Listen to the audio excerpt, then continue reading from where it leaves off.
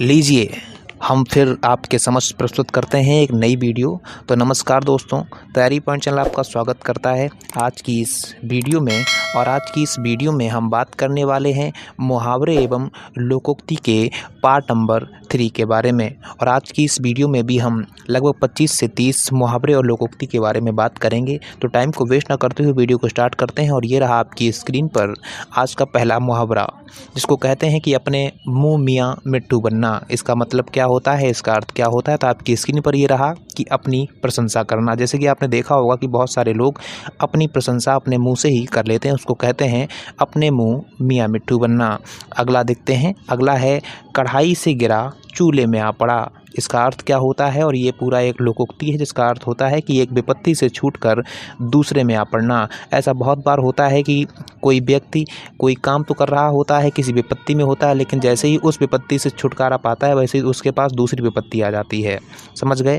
अगला है कहता है कि आ बैल मुझे मार। ऐसा होता है बहुत बार जब हम कहते हैं कि आ बैल मुझे मार, और इसका अर्थ होता है, इसका मतलब होता है जानबूझकर मुसीबत मोल लेना।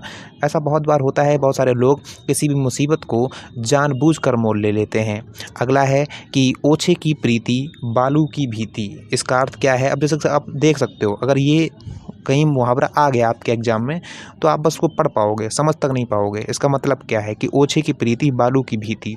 तो बस इसका अगर आपको अर्थ पता है तो आप फटाफट कर पाओगे। इसका अर्थ होता है कि बालू की दीवार की भांति ओछे लोगों का प्रेम अस्थायी होता है। जिस प्रकार से बालू की दीवार नहीं बनाई जा सकती या फिर बालू की दीवार भी अस्थायी होती है, उसी प्रकार से झूठे लोगों का जो प्रेम होता है वो भी अस्थायी होता है। अगला कहता है कि जूतियों में दाल बांटना। जूतियों में दाल बांटने का अर्थ क्या है वो आपको स्क्रीन पर दिख रहा है कि लड़ाई झगड़ा हो जाना, ठीक है ना। अगला है घड़ों में पानी पड़ना। घड़ों में पानी पड़ने का अर्थ क्या होता है कि लज्जित होना, मतलब बेइज्जती होना। अगला है जहाँ ना पहुँचे रवि वहाँ पहुँचे कवि।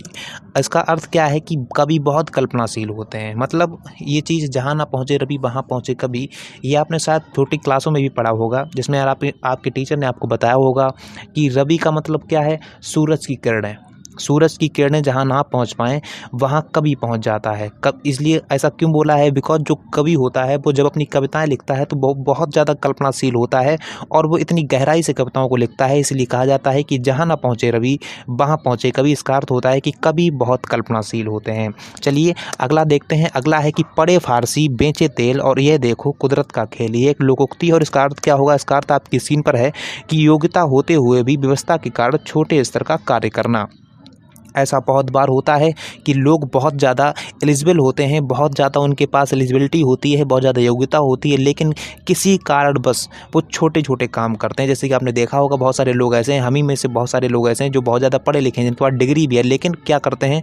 वो रोड के किनारे या तो ठेली लगाकर अपना गुजारा करते हैं या फिर किसी छोटे खोखे पर बैठ कर काम करते हैं। उसको बोलते हैं कि पढ़े फारसी बेचे तेल और ये देखो कुदरत का खेल।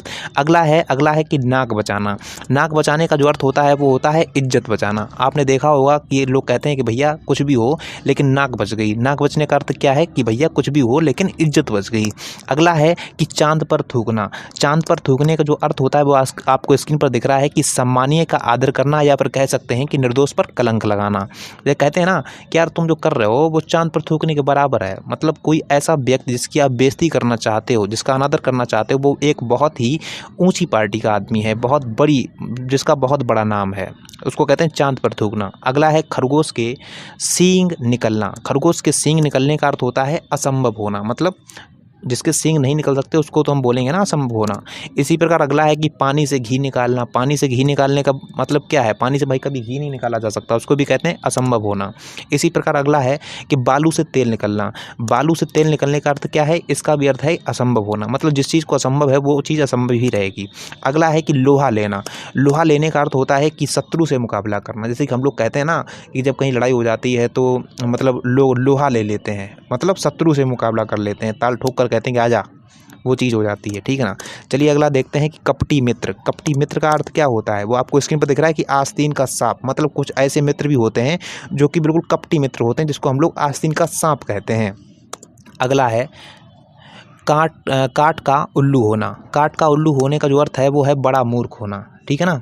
अगला है तू डाल डाल मैं पात पात। इसका अर्थ क्या है? इसका अर्थ आपको स्क्रीन पर दिख रहा है कि चालाकी का जवाब चालाकी से देना। कभी कभी हमारे साथ भी ऐसा होता है कि बहुत सारे लोग हमें बहुत चालाकी के साथ मतलब काम कर जाते हैं, हमारे साथ धोखा कर जाते हैं या हमारे साथ कुछ भी काम कर जाते हैं, तो उसी को कहते हैं कि तू डाल डाल तो मैं पात पात। अगर तुम वैसा करोगे मेरे साथ तो मैं भी वैसा ही करूँगा आपके साथ। उसको कहते हैं तू डाल डाल मैं पात पात। इसका अर्थ होता है कि चालाकी का जवाब चालाकी से देना।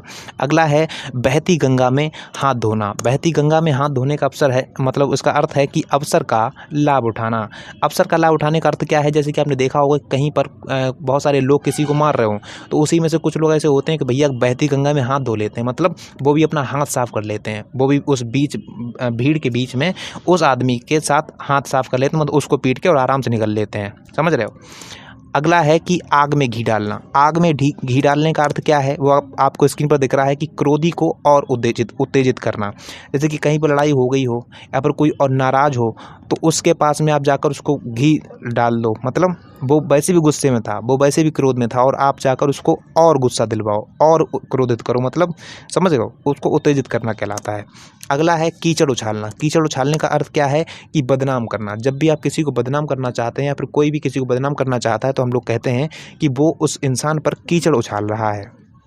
अगला है सिर खपाना। सिर खपाने का अर्थ क्या है? इसकी अर्थ जो है वो आपको स्क्रीन पर दिख रहा है कि सोच विचार करना। मतलब किसी भी काम को करने से पहले जो हम लोग सोच विचार करते हैं, तो उस टाइम में जो हम लोग बहुत ज़्यादा टाइम लगाते हैं सोचने विचारने में, उसको कहते हैं सिर खपाना।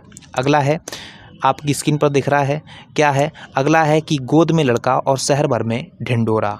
शहर भर में मतलब गोद में लड़का और शहर भर में ढिंढोरे का मतलब क्या है? इसका अर्थ है आपकी स्क्रीन पर दिख रहा है कि पास में वस्तु रहते हुए भी चारों ओर खोजना। मतलब आपके पास चीज़ आपके पास ही है लेकिन आप पूरे शहर में खोजे, मतलब चारों तरफ खोजे चले जा रहे हो, उसको कहते हैं गोद में लड़का और शहर भर में ढिंढोरा। अगला है कि तन पर लत्ता और पान खाए अलबत्ता। इसका अर्थ क्या है? इसका अर्थ आपको स्क्रीन पर दिख रहा है कि झूठा दिखावा करना, ठीक है ना। झूठा दिखावा करना इसका अर्थ होता है कि तन पर लत्ता और पान खाए अलबत्ता। अगला है घी के दिए जलाना। घी के दिए जलाना तो सबको पता है कि खुशी मनाना, ठीक है ना। अगला है सोने में सुगंध। सोने में सुगंध का अर्थ क्या है? सोने में सुगंध का अर्थ है कि सुंदर वस्तु में और गुण होना, ठीक है ना। ये हो गए लगभग आपके 25 मुहावरे और लोकोक्ति। तो आज की इस वीडियो में हम इतना ही रखते हैं और अगली वीडियो के लिए बस आप लगे रहिए लगातार। चैनल को सब्सक्राइब नहीं किया तो सब्सक्राइब कर लेना और नोटिफिकेशन को ऑन करके ऑल पे क्लिक करो, जैसे मैं जब भी कोई नई वीडियो लाऊं तब तक मेरी वीडियो पहुंचती रहे, ठीक है। और वीडियो को लाइक नहीं करा तो वीडियो को लाइक कर देना, बार बार मैं बोलने की जरूरत नहीं है। तो आज के लिए बस इतना ही। Thank you.